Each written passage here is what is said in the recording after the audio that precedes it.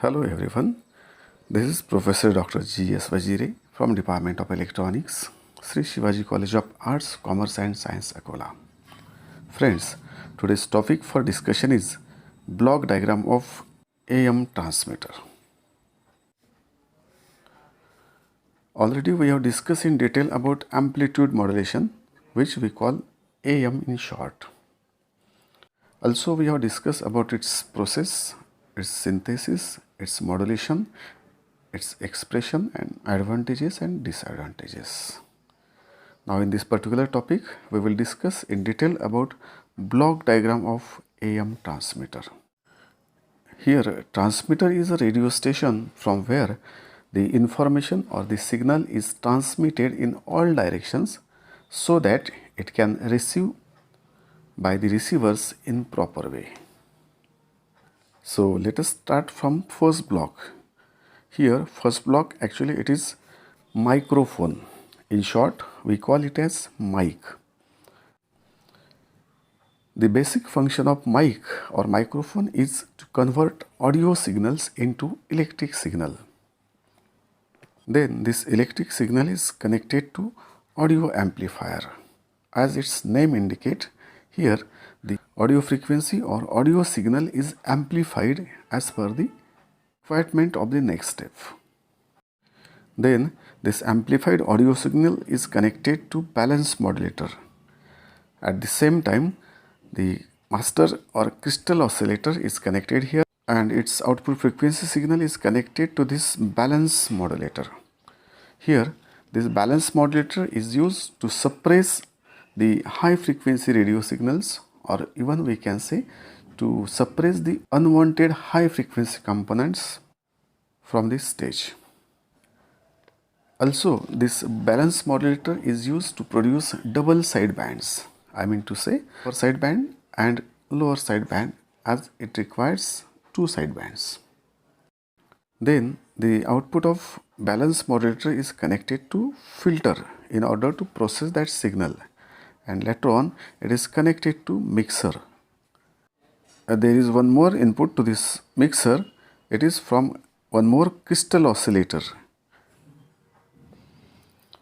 This is main oscillator which is used to generate the transmitter frequency of that station. The generated output frequency of crystal oscillator is connected to next block, which is frequency synthesizer. Here frequency synthesizer is used to process the frequency of crystal oscillator. Even we can say it is used to adjust the frequency of crystal oscillator. In case of high frequency audio stations, these frequency synthesizers are used to multiply the frequency of crystal oscillator so that the overall frequency of that audio station may increase. Now these two signals, one from this frequency synthesizer and second signal from this audio frequency range, actually this is a main modulator where the amplitude modulation takes place. At this stage we can say there are two input signals, one from audio signal where it is in audio range, and second it is carrier signal which is in carrier frequency range. At this stage the amplitude of carrier signal get changed according to amplitude of modulating signal, and that's why this process is called as amplitude modulation. So after amplitude modulation, this output is connected to next stage, which is filter and RF driver. Here the further filtration process is done on the modulated signal. Later on the signal is connected to next stage, which is RF power amplifier stage. Here the power of that signal is increased as per the requirement of that audio station, and at last stage that overall signal it is connected to output filter for further filtration, and that completely processed signal is connected to transmitting antenna for the transmission of signal in all directions. Normally this transmitting antenna is of omnidirectional type. That means the signals are transmitted in all directions from that antenna.